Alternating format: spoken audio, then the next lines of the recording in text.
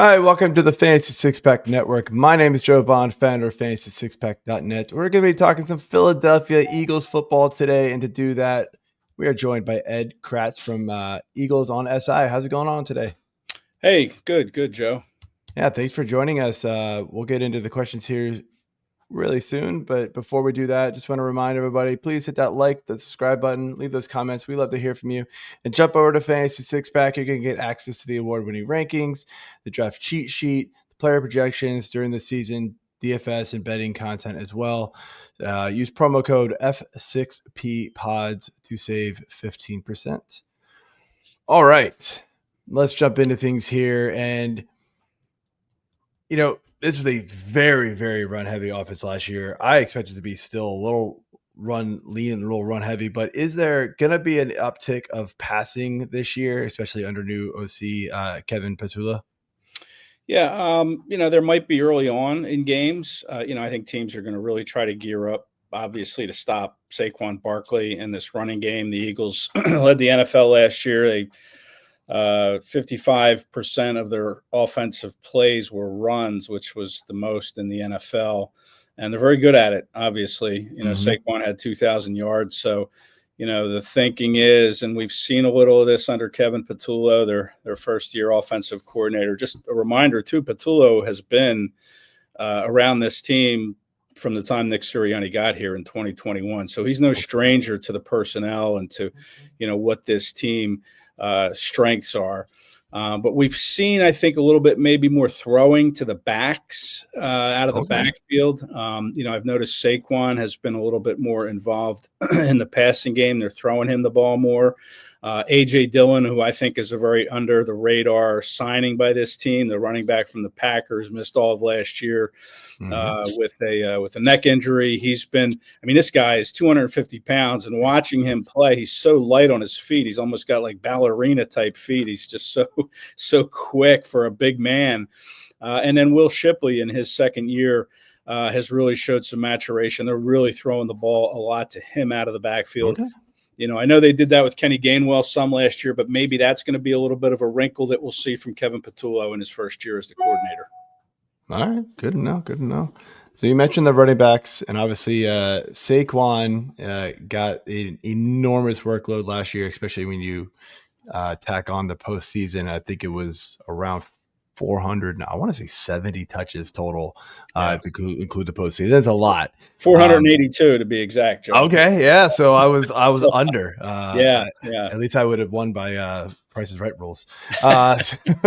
Do you see them purposely trying to ease back on that this year? And then who is that number two? You mentioned A.J. Dillon. You mentioned Will Shipley. Like, how large of a role are each of them going to have? Yeah, I think, right now Shipley seems to be getting most of the number two reps. But, when you have a guy like A.J. Dillon, he could be a short yardage guy. Mm-hmm. Saquon's the home run hitter. Obviously, he had 7 touchdown runs over 70 yards last year, new league record. The guy just, he's a home run waiting to happen every time he gets the football. So he's your home run hitter. Dillon could maybe be the short yardage guy and the relief guy, and Shipley could have that Kenny Gainwell role where he's the guy they're going to use more out of the backfield in the passing game, maybe on third and medium. They bring in Shipley. But I think those roles are still kind of being defined. But I would say, you mentioned the touches, and that 482 is a huge number for a player who's 28 years old. He's going into year 8. He's a workout fanatic. He's got a great regimen. The Eagles have a plan in place. They gave him a rest day on Thursday, which was the second day that the Eagles and the Browns had their joint practice together leading up to their Saturday preseason game. So they monitor his workload during the week. He doesn't practice a whole lot. So that's kind of how they keep him fresh. But I still think 482 is a big number. It is. When you're talking about a 28-year-old player going into his 8th season. So I think they have a better depth plan in place behind him. So I would expect that number to go down in terms of touches. Okay. No, good to know. So the receiving room, and I think it's because they're so run heavy, but there always seems to be a little rift between, the receivers and give me the ball, right? AJ Brown, we've heard it for, I think, 2 years straight now. And then eventually they give him the ball and he's happy. are they figuring out, like, because you're saying there's more passing, are they, trying to make sure it's really funneled between AJ Brown and DeVonta Smith, and how to keep those two kind of alphas alone, like both happy at the same time? Yeah, I would say AJ's the bigger alpha. I mean, DeVonta Smith, I don't think really cares about his touches. I mean, he doesn't complain about them. He just wants Okay. to win. I mean, he'll do whatever it takes to win. He's very good in the blocking game, and AJ is as well. But AJ is the number one guy. DeVonta Smith will be a number one on most other teams. But to get them to coexist, yeah, you want to get them their targets, and this offense runs through those two guys, and then you throw in their tight end Dallas Goedert. That's 3 targets right there, and then Saquon Barkley, he has to eat too. So yeah, it's a balance that they were able to manage pretty well last year. Obviously, they won the Super Bowl. They were the most complete team in the league, and they did a good job balancing it. And this is their, I think, 3rd year together, the 3 of them, maybe the 4th. I'd have to check that, but 3 or 4 years together, Smith and Brown have played, and they've been to 2 Super Bowls. So, I think the plan is fine with whatever it is. And again, it helps to have someone like Smith, who, by the way, took a contract extension well below his market value before all the big names started to sign. And, that's just the type of person he is and the player he is. He doesn't have that big ego that I think a lot of receivers have, and that helps. Yeah, for sure. So you mentioned Dallas Goedert coming off a little bit of an injury-plagued season. We've seen him back healthy, and do we expect a bounce back from him? Yeah, injuries have been a problem for him the last couple years. I think he's 30 years old now. There was talk of him leaving in the offseason. That was kind of the big offseason storyline, was would Goddard return, and would the Eagles draft a tight end because, they need somebody. But he came back on a 1-year, $10 million deal. And I got to tell you, I think he's looked like their best offensive player in camp. But that's not unlike a lot of camps. Goddard and Hurts have a good chemistry. He's a good security blanket. Like every quarterback loves to have that tight end security blanket. Mm-hmm. And Goddard has been that. But like you said, the injury question is a big thing with him. And, if he can stay healthy, I think he'll absolutely have a huge year. And the Eagles probably won't re-sign him. And, hopefully he'll get a 2 or 3 year deal from another team. In his opinion, that's what he wants. I just don't think it'll be with the Eagles. Now, if he doesn't stay healthy and he has a kind of a pedestrian season, maybe he comes back to Philadelphia. But, this guy has always had the potential to be a top 5 tight end, and he's kind of in that maybe, that range, probably more like top 8, something like that. But, staying healthy has always been a big thing for him. And he plays such a physical style. He's very, very good in the run game, very good at blocking. So if he can stay healthy, I expect, again, he'll have a pretty good season. Will it be better than Brown or Smith or even Barkley in terms of targets and touches? Probably not, but I think he'll make the most of whatever comes his way. Yeah, it makes perfect sense. I'm going to throw one at you. I'm going to ask about this defense, because it was amazing last year, especially at the second half. And I think I know their offense was great, but their defense to me, is what actually got them to the Super Bowl and beyond. And honestly, if they won it, is it going to get even better? I mean, they got some good draft picks this year, or things looking like it might not be a replicate of last year. Yeah, I think it's going to have to be a defense that kind of builds and gets better as the season goes on. I think we saw that last year. I mean, they had some question marks entering last season, and they have some this year. They really absorbed some huge losses on that side of the ball. Darius Slay, to me right now, is the biggest one, because that second cornerback spot doesn't seem to be getting any better as the longer camp goes on. They're still struggling to find someone to replace Darius Slay, who left for Pittsburgh in free agency. So that to me is a really big issue that they have to iron out. They lost Josh Sweat to the Cardinals, big contract, had a huge Super Bowl. Probably that's why he got so much money from Arizona. Good player. Brandon Graham retired.